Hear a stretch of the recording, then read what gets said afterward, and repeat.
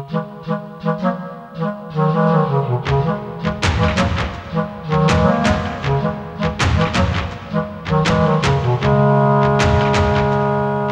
moi, Pleine Commune, ça évoque une communauté de ville. Ça leur donne plus de force, plus de poids. Ça m'évoque plus de 300 000 habitants et puis un ensemble très dispatché. Tous les services d'une commune qui sont regroupés en synergie, aussi bien pour l'environnement, les emplois, les services. C'est une mutualisation des compétences. Regroupement d'élus qui essayent de travailler pour la population. L'intercommunalité. Aller tout seul, c'est un petit peu aller à l'aveuglette. Donc c'est bien si on peut être guidé par quelqu'un qui est plus costaud, qui va plus loin, c'est toujours mieux. Pleine Commune, c'est à propos de la restructuration qui va se passer ici, votre question.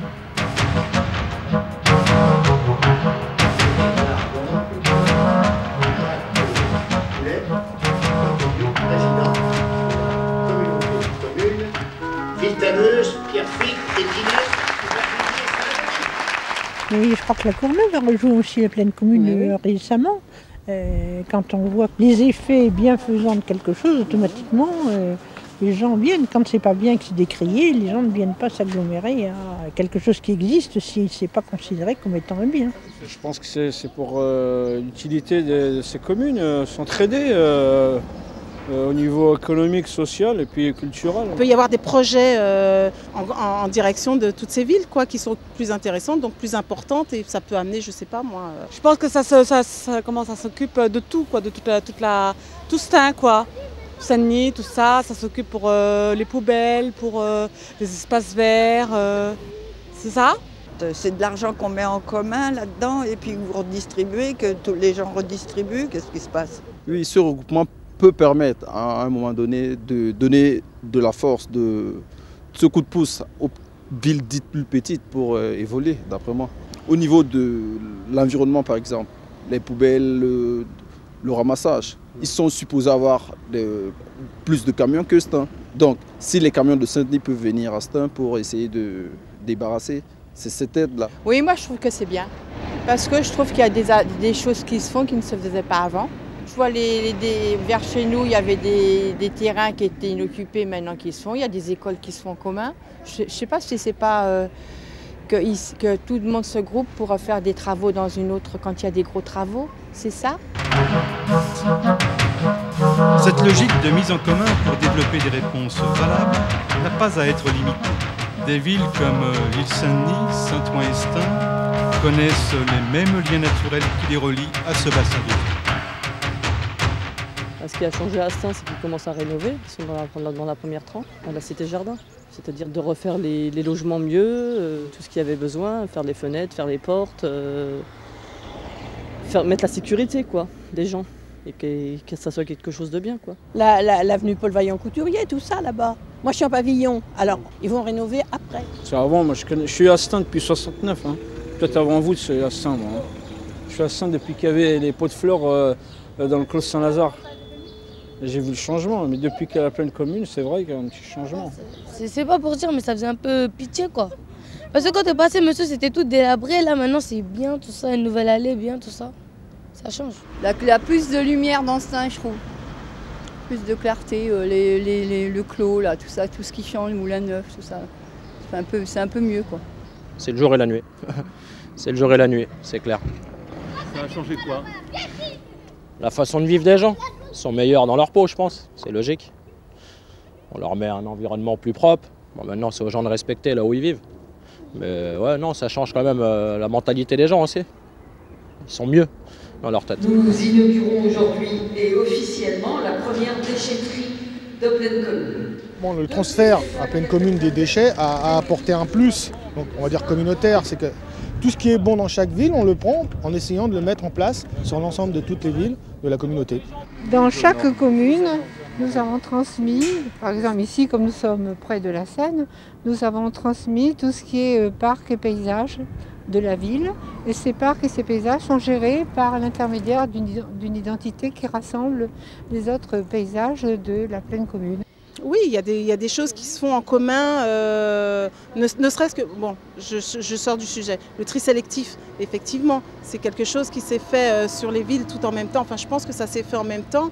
Donc ça, c'est bien, parce que ça a permis à tout le monde en même temps de savoir trier de la même façon, de faire pour la protection de l'environnement, c'est bien.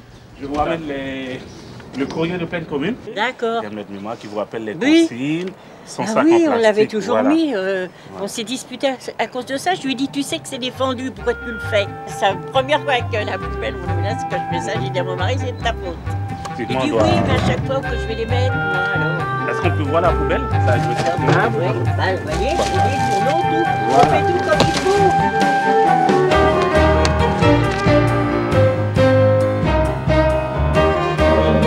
C'est très bien que tant qu'on était dans une logique de ville, on avait le bout des villes. Hein. Là où bah, finalement, est-ce que c'est vraiment chez nous, est-ce que c'est chez les autres? Bah, là maintenant c'est chez nous, c'est un nous plus large.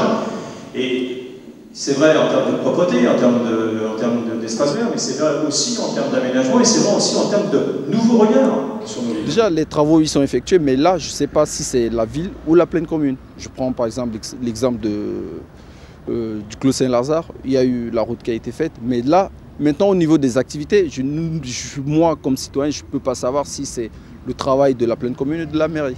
Au niveau culturel, je disais qu'il y avait des spectacles qui étaient de ville en ville, donc c'est intéressant. Donc les gens, oui, il y a quelque chose au niveau des bibliothèques que j'ai entendu qui se fait maintenant, qui est intéressant, c'est qu'effectivement, on peut prendre une carte sur une bibliothèque et pouvoir l'utiliser sur toutes les bibliothèques de pleine commune. Ça, c'est quelque chose d'intéressant aussi.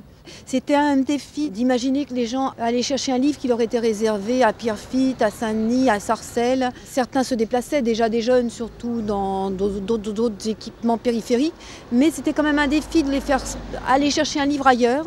Et ils ont maintenant le droit à 30 documents, et ils le font relativement facilement, même des jeunes. Ils peuvent aussi, de chez eux, voir leur compte, faire des réservations. Je crois que c'est un véritable service supplémentaire au public. Qu'est-ce que j'ai vu? Je vois derrière chez moi, ils sont en train de faire un truc. Je pense qu'ils font un grand parc. Je ne sais pas si ça a à voir avec la pleine commune. Ça évolue, quoi. Il y avait des préfabriqués, tout cassé, tout... Il y a les jardins ouvriers, quand on traverse, bon, ça fait plaisir de voir que c'est occupé, c'est plus en friche, c'est plus agréable, quoi. Pour nous, c'est mieux. On voit qu'il y en a plein de constructions qui se font et ça fait plaisir. Il y a beaucoup de sociétés qui se décentralisent à pleine commune parce qu'on est près de l'autoroute, on est près du périphérique, on n'est pas loin du Bourget pour l'avion.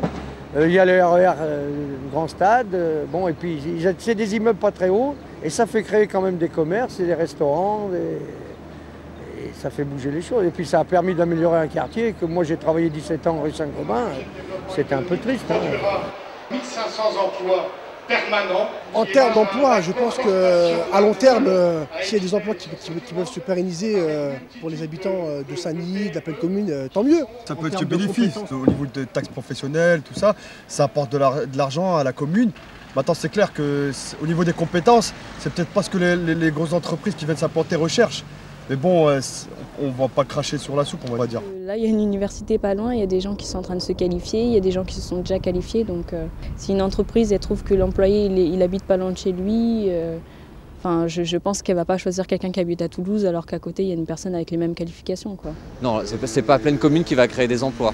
Mais elle peut faire en sorte de pouvoir les accueillir et de les favoriser et puis pour peut-être, dans certains secteurs d'activité, essayer d'étaler un petit peu. Bon, ça commence bien avec Mercedes. Mercedes, on a Buffalo, je crois qu'on va avoir un Casto, quelque chose comme ça, pas loin. Mais faire un peu plus, parce que apparemment, si on entend les gens parler, c'est que la banlieue c'est l'avenir, apparemment, vu que Paris c'est devenu cher. Donc attirer un peu plus de monde. Parce que l'image de la banlieue depuis longtemps, mais bon, surtout que ça s'est accentué depuis novembre, ça a été les jeunes qui foutent le bordel ou autre. Donc si des entreprises qui viennent s'implanter en banlieue, ça donne tout de suite une autre image.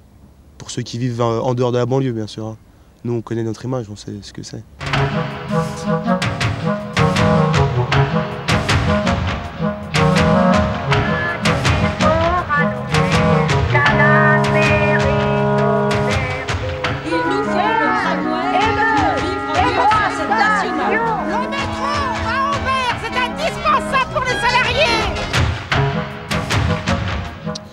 Moi, ce que je reproche, par exemple, à Astin, c'est son manque de transport. Et comparativement à Saint-Denis, qui possède 3 ou 4 gares, le tramway, Astin... Si, je vous dis, au centre-ville, c'est bien, mais après le reste, la gare Saint-Pierre-Fitte, il n'y a rien, par le bus orange, là. C'est le bus privé. Effectivement, comme il n'y a pas d'autres, il n'y a pas de la RATP, il n'y a pas des RATP qui pensent ni rien. À côté de mon école, pour y aller, normalement j'attends 30 minutes ou 45 minutes pour que les bus viennent me prendre. Des fois je vais en retard. Moi, pour moi, c'est pas évident. Une ville comme ça, la priorité, c'est des aménagements pour jeunes, je dirais, en direction des plus jeunes, des 15-17 ans peut-être. La priorité, c'est quoi? C'est l'habitat, c'est la jeunesse. Parce qu'à partir de là, avec ce qu'on a connu en novembre dernier, je pense que c'est les éléments sur lesquels ils doivent un peu se baser pour essayer d'avancer. Parce que plus la jeunesse elle est bien, plus elle est encadrée, mieux le développement suit. Sachant que ces communes-là, elles avaient toutes leurs difficultés, toutes leurs envies, leurs espoirs pour leurs jeunes, pour leur commune en général. Et je pense que le fait de s'être réunis comme ça et de réfléchir en fait sur les moyens de pouvoir échapper justement à cette mauvaise image laissée, c'est une bonne chose, oui. Je crois que la caractéristique de ce territoire, c'est d'être un territoire projet. Un gros enjeu aussi qui va toucher les habitants directement, c'est tous les grands chantiers qui sont prévus dans le cadre du renouvellement urbain. C'est un volume financier, pour illustrer, plus important que la construction du Stade de France. On est sur un quartier qui est en train de se transformer, qui s'appelle le Parc du Moulin-Neuf. Il y a un RGG de Nord. Je ne sais pas si vraiment les gens sont...